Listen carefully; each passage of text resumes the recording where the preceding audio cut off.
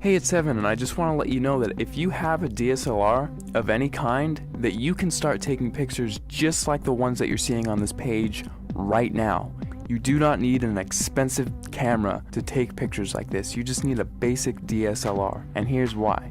A lot of people think that if they have the best gear that they can make the best photographs. Now that is completely untrue, especially if you don't have the right knowledge and creativity. If you have creativity and ideas, and you know about things like composition and light, you can make way better pictures with your camera than the photographer who doesn't know about those things but has the most expensive $20,000 camera. The camera is not important at all. See, in trick photography and special effects, you want to focus more on the creative and artistic ideas and less about the gear. The gear is just a tool. A good photographer will know how to use the basic fundamental principles of photography to take a good image with any camera. All DSLRs, they all have a manual mode, and that is what I'm going to be showing you how to use in this course to create artistic images. So if you have a DSLR in your house right now, I don't care what it is or what it's called, I'm going to show you how to use it to create really artistic images. These pictures that you're seeing right here, all of these pictures were made with a Nikon D50 camera, which if you don't know what type of camera that is, it's the first basic entry-level DSLR that Nikon released back in 2005. Now, because they don't make this camera anymore, you can actually get this one used for $230 on eBay. That's what I found recently. Or you could get a newer camera and it would still have it be the most basic entry-level model and still be able to take cool pictures just like what you're seeing right here. In fact, let me show you a little trick that you can use with any camera right off the bat. See the little thing that says shutter speed? If you raise that number to make it longer, whenever you take a picture now, your camera will be on for several seconds taking a picture for that amount of time. Now this is really cool because what you can do is take a light and then move it around the frame, and you can actually record light trails with that.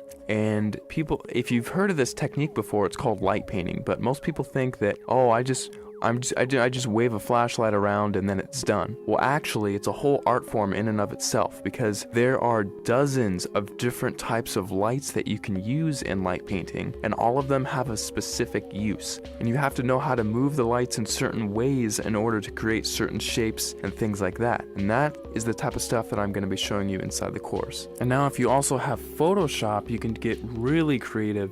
In addition to just using your camera, you can do both. We'll only be using Photoshop for about a third of everything taught inside, so if you don't have Photoshop, don't feel left out. You can still do many tricks inside of the course. For example, in this picture, I love giving this as an example because it gets a lot of people's attention and it's just funny. In this picture, I had my camera on a tripod and I was just photographing this room here. And what I did is I went down to my bank and I withdrew about $800, $871 to be exact. And then after that, I went around placing the money in different areas of the frame and then taking a picture. And then I moved the money into a different place of the frame, took another picture, and I kept repeating that process over and over again until finally it looks like I have $1 million inside of this room, which is really cool. Now, I like showing how to do this one because it's one of the simpler tricks and anyone can do it if they have Photoshop. So that's just one trick I like to show. I'll show it in much more detail inside the full course, but you don't need the latest and greatest version of Photoshop. You can use Photoshop CS2, CS3, CS4, or the latest, which is CS5. And if you're using Photoshop Elements, you can use Photoshop Elements 10, and you can still get away with doing many things, including this trick, inside of the course. Alright, so just to wrap everything all up, inside of the course, you're going to be getting a 300-page ebook that gives step-by-step instructional content on how to create artistic images. I'm not going to be showing you how to take boring pictures of flowers and trees here. I'm actually going to show you all my hardcore secrets on how to take really interesting photos that grab people's attention and have them wonder how you took this shot, because I get that question so many times whenever I show my pictures to anyone. They all ask the same thing: how the heck did you take that picture? After you're done with the course, you're going to know how to get people to ask you that same question and how you can actually get a heads up on getting more views on your pictures, winning photo contests, and things like that. Plus, on top of the 300-page ebook that I'm giving you, I'm also going to be sending you 9 hours of instructional video content. You can visually see each and every individual button that I'm going to be pushing on my camera and each click that I make inside of Photoshop, so you can replicate my results exactly, step by step,